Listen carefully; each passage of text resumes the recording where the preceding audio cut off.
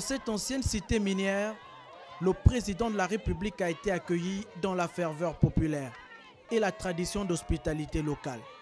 Pour ce rendez-vous inhabituel, la population à travers ses élus tenait à transmettre ses doléances, essentiellement des préoccupations d'ordre économique et social.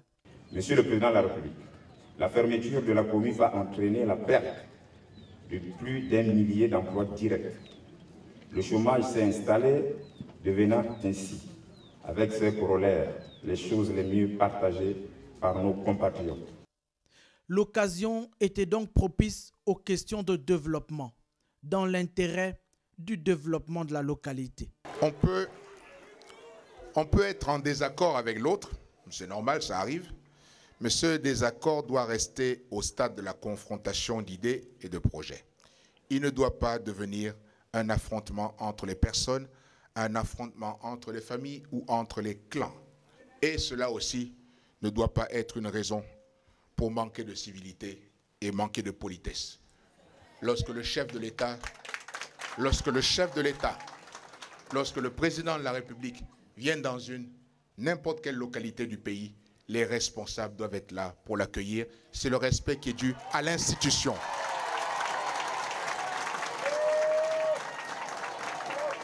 Surtout, j'ajoute que certains même rêvent d'avoir cette place.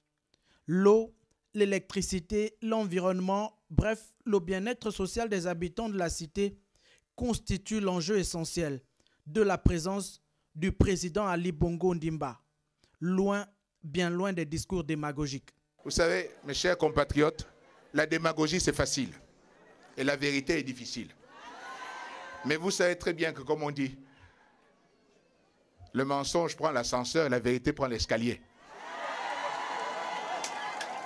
Mais tôt ou tard, la vérité arrive. Donc, moi, ce que je vous dis, c'est que vous allez me mettre au test et vous allez voir la différence. Si moi, je vais devoir prendre 20 ans pour vous arranger la ville, ou si je ne vais pas pouvoir le faire beaucoup plus rapidement. Mais la différence, c'est que moi, je fais ce que je dis et je dis ce que je fais.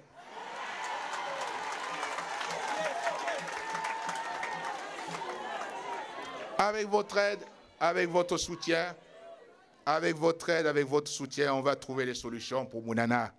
Parce que les solutions existent. Pas dans le bruit, pas dans le mensonge, pas dans la discorde.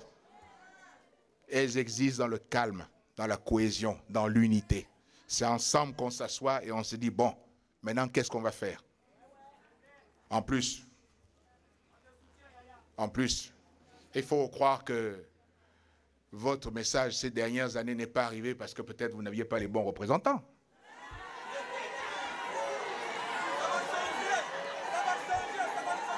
La fête au chef de l'État ici était belle.